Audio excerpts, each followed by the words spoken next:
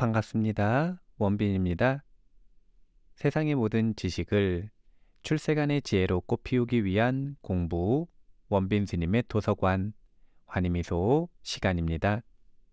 오늘은 극락은 있다, 네 번째 읽도록 하겠습니다.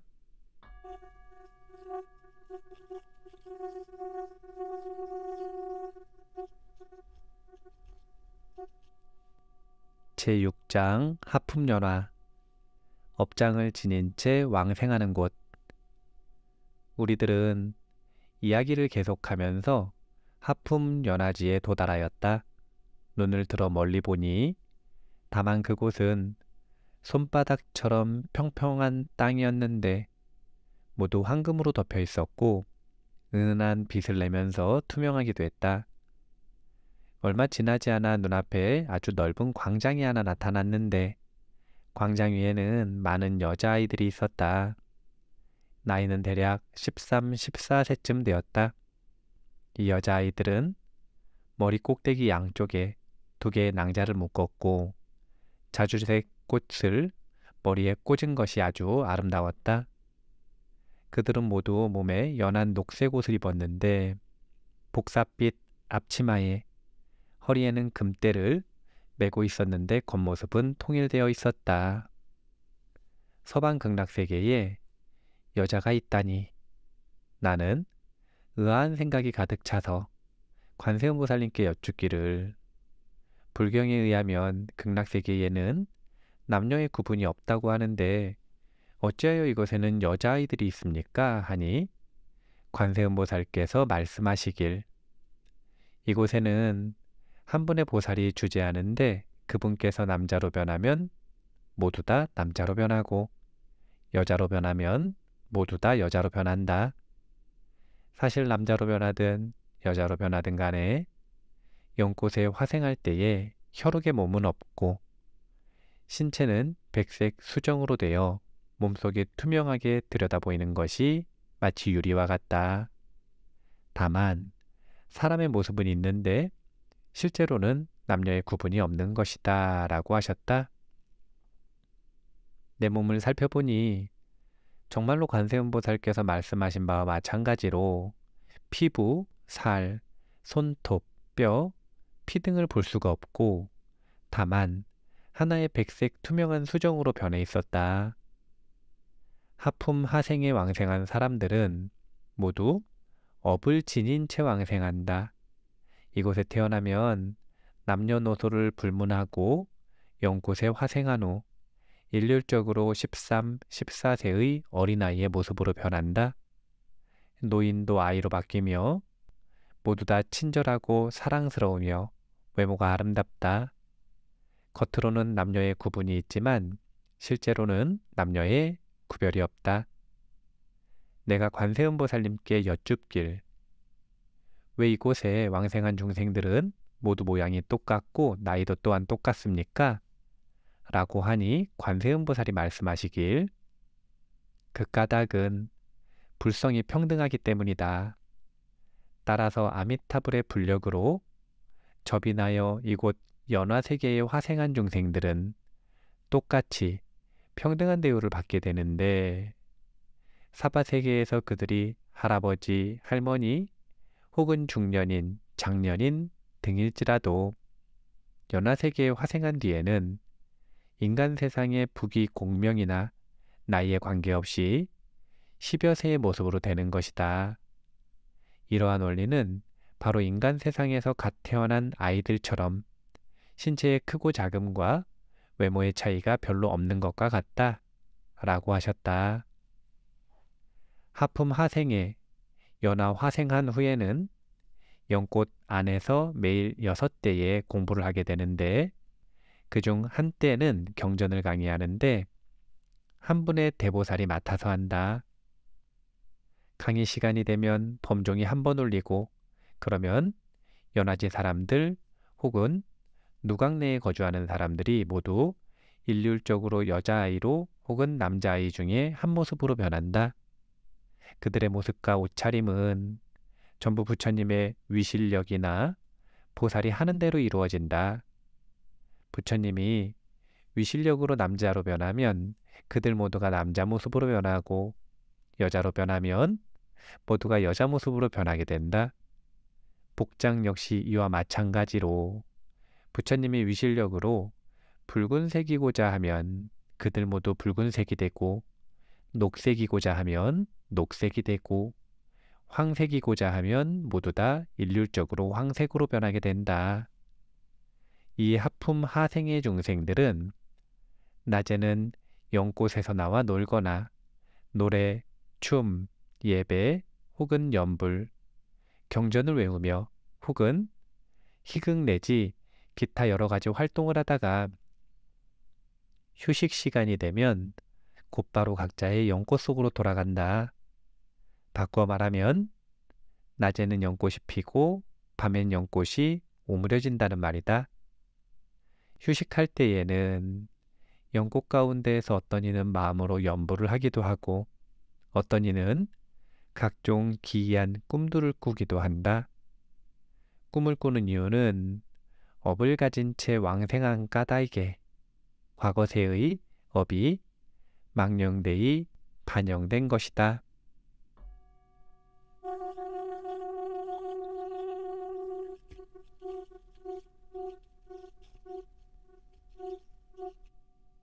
관세음보살께서 말씀하시길, 자, 이제 너를 데리고 연화광장에 가서 살펴보겠다.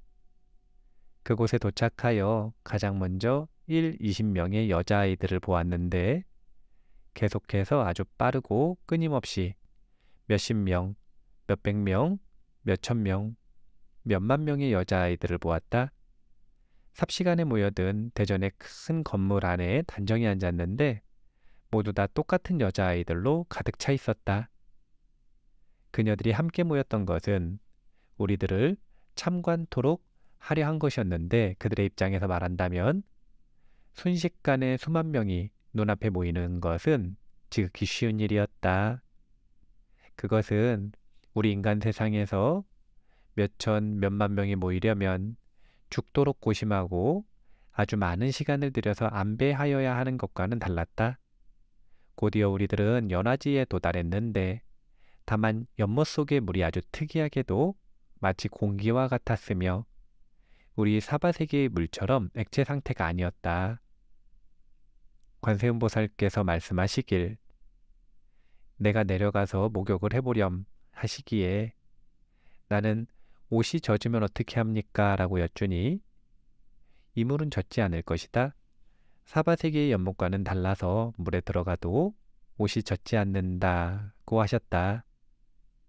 나는 그 말을 듣고 두려워 벌벌 떨면서 연못으로 들어가 목욕을 했더니 확실히 옷이 젖지 않았다.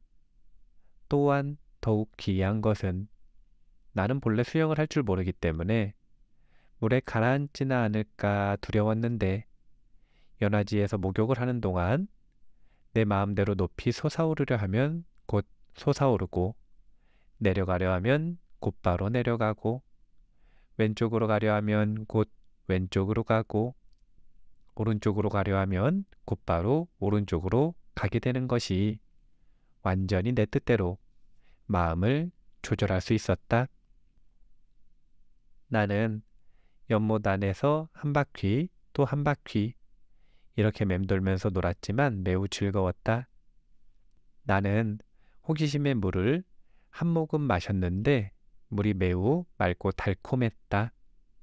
그래서 벌컥벌컥 시원스레 마셨는데 마시면 마실수록 정신은 배나 맑아지면서 온몸이 경쾌해져서 마치 날아갈 것만 같았다.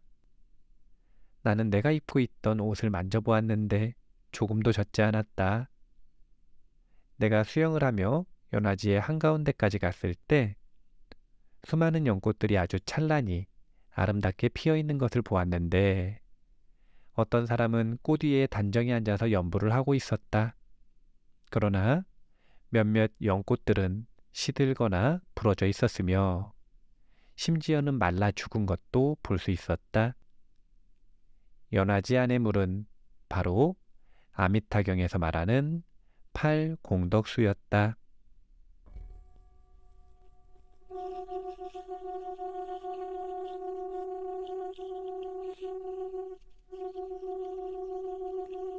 업장이 망령되이 반영되는 하품하생. 하품하생에 왕생한 분들은 바로 우리 사바세계에서 극락정토에 태어나기를 발언하고서 일심으로 염불하여 업을 지닌 채 왕생한 중생들이다. 무엇을 일컬어 대업 왕생이라 하는가? 이 중생들은 사바세계에 있을 때 일찍 각종 악업을 지었다. 예를 들면 살생, 도둑질, 사기, 비방, 함정에 빠뜨린 행위, 이간질, 삿대음행 등 이러한 사람들의 덕행을 논한다면 원래는 서방 극락세계의 왕생이 불가능한 일이다. 그러나 그들이 임종할 때에 선지식을 만나 선지식이 그들에게 불경을 읽거나 아미타불 성호를 일심불란이 되도록 외우라고 가르친 인연으로 아미타불의 원력과 가피와 접인을 받아서 극락세계에 왕생하여 하품하생의 연꽃에 태어나게 되는 것이다. 그렇지만 구품연화는 가장 낮은 하품하생에서 가장 높은 상품상생에 도달하려면 무려 12겁의 시간이 소요된다. 1겁이란 1679만 8천년에 해당하므로 하품하생 왕생자가 수행하여 상품상생에 도달하려면 2억 1570만 6천년의 시간이 걸려야 성불할 수 있다.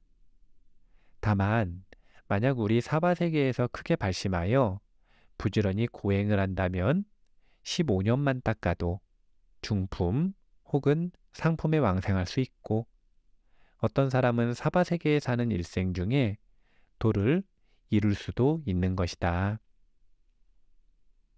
이런 까닭으로 우리들은 사람 몸 받기가 참으로 어렵다는 말을 명심하여 열심히 수행 정진해서 능히 목접한 바를 이룬다면 곧바로 상품 상생에 왕생하여 연꽃이 피고 아미타불을 친견할 수도 있는 것이다. 인광법사와 홍일법사가 일생 동안 정진해서 상품 상생에 왕생한 것이 바로 그와 같은 예인데 이 점은 나중에 다시 기술하도록 하겠다. 다시 원론으로 돌아와서 우리 사바세계의 중생들이 도리어 많은 고통을 받고 있는 것은 피할 수 없는 것이다. 바로 생, 노, 병, 사의 괴로움과 구하고자 하는 것을 얻지 못하는 괴로움, 원수 맺거나 미운 사람을 만나는 괴로움, 사랑하는 사람과 헤어지는 괴로움, 오음, 즉 색수상행식이 불이 활활 타오르듯 치성하는 괴로움인 것이다. 그러나 극락세계에서는 하품하생에 왕생했다 할지라도 위에서 말한 바와 같은 고통은 절대로 없다. 왜냐하면 극락세계에는 다만 즐거움만 있지 괴로움은 없기 때문이다. 비록 하품하생의 중생일지라도 12겁이라는 오랜 세월 동안 수행한다면 다만 윗단계로 진보에 올라가서 결국에는 연꽃이 피어 아미타불을 친견할 수 있는 것이 보장되어 있기 때문에 도중에 퇴보하여 사막도와 사악취에 떨어질 염려는 절대로 없다는 것이다. 또한 모든 수행 과정이 처음 시작에서부터 끝까지 극락의 상태에서 밟아나가게 된다는 것이다. 하품하생의 연꽃은 우리 인간 세상의 연꽃과는 다른데 약 1에서 3리 평방미터만큼이나 큰데 높이는 3, 4층 건물만큼 높고 연꽃은 모두 방광을 하고 있다. 그러나 이곳에 왕생한 자가 만약 연꽃 안에서 온갖 망상을 일으키면 연꽃의 색이 어두워지며 광채가 없어진다. 반대로 만약 망상이 없고 마음이 청정하면 연꽃은 더욱 찬란한 빛을 눈부시게 내뿜는다.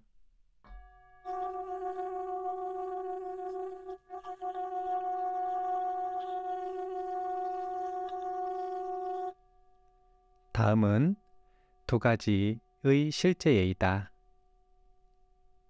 관세음보살께서 말씀하시길, 중생들은 여러 생을 살아오면서 온갖 다른 업을 지은 까닭에 업을 지닌 채 왕생한 후에도 업이 망령되이 반영되는 것도 서로 같지 않다. 하품 하생에 왕생한 사람은 업장이 비교적 두터운 경우이다. 물론 그 업 중에서도 무겁고 가벼운 구분이 있기 때문에 하품연화에서도 또한 상, 중, 하 세 등급으로 구분한다. 많은 분들은 인간 세상에서의 애착했던 것을 잊기가 어려운데, 예를 들면 부모, 형제, 자매, 친구 등과 물질과 재물에 대한 욕망 등이 하나하나 반영되어 나타나는데 마치 인간 세상에서 꿈을 꾸는 것과 같다. 이제 나는 너를 데리고 망령된 업이 반영되는 실제 상황을 보여주마 라고 하셨다. 몇 개의 모퉁이를 돌았을 때 색깔이 흐릿한 한 송이의 연꽃을 보았다. 들어가서 보니 하나의 커다란 고층 건물이 있고 그 건물은 황금보다 더 장엄하고 화려했다. 화원은 그윽하고 아름다웠고 집 안에는 옛 물건으로 진귀한 보배들이 매우 정교하였고 또한 잘 진열되어 있어서 마치 인간 세상의 재상, 저택 같았다. 집 안에는 남녀노소 수십 명이 있었는데 복장은 인간 세상과 같았으며 매우 화려했는데 사람들이 들락날락하며 매우 번잡한 모양으로 보아 마치 무슨 경사가 난 것과 같았다. 내가 관세음보살께 여쭙기를, 어째서 극락세계에 아직도 인간 세상의 일반 집안의 생활 방식과 같은 모습들이 있습니까? 하니 관세음보살이 말씀하시길, 이 사람은 임종 직전에 매우 청정하여 선지식의 도움으로 업을 지닌 채 왕생하였으나 닭업생의 습기와 망상이 많아 그때의 하찮은 것들을 놓아버리지 못하고 아직도 애착을 가지고 있다. 이곳에 수십 명의 사람들은 모두 그 주인의 생전에 같이 지냈던 부모, 처자, 애인, 형제, 자매, 며느리, 친척들로서 은혜와 사랑이 깊어서 헤어지기가 어렵기 때문에 매번 그가 연꽃으로 돌아와 휴식할 때 문득 이런 사람들과 물건들을 생각하는 망상을 일으키면 그 가족과 물건들이 곧바로 실제처럼 나타나게 되는 것이다. 왜냐하면 극락세계에는 즐거움만 있고 괴로움은 없기 때문에 부모를 생각하면 부모가 나타나고 처자를 생각하면 처자가 나타나고 호화주택을 생각하면 호화주택이 나타나고 산의 진미를 생각하면 산의 진미의 진수성찬이 나타난다. 앞에 펼쳐지는 현상은 마치 사바세계의 중생이 꿈을 꾸는 것과 같아서 꿈속에서는 마치 실제하는 것 같은 상황이 펼쳐지지만 꿈을 깨고 나면 모든 것이 공허한 것처럼 이것이 바로 업이 망령되이 반영된 것이다. 이것은 단지 일종의 가상일 뿐이지 실제로 인간 세상의 친척들은 이러한 사실을 전혀 모르고 있는 것이다 라고 하셨다. 관세음보살의 말씀은 나로 하여금 깊이 깨닫게 해주셨다. 사실 인간 세상의 생활도 한바탕 꿈이 아니던가. 영혼이 몸을 빠져나갈 때 그대가 인간 세상에서 지녔던 모든 것을 가지고 갈 수 없다. 따라서 그것들은 다시는 그대의 것이라 할 수 없으므로 마치 한바탕 꿈을 꾼 것과 같으니 결국 모든 것이 공일 뿐이다. 오늘 극락은 있다 네 번째 읽을 부분 다 읽었습니다. 마무리할게요. 세상의 모든 지식을 출세간의 지혜로 꽃피우기 위한 공부 원빈 스님의 도서관 환희미소 시간이었습니다. 감사합니다.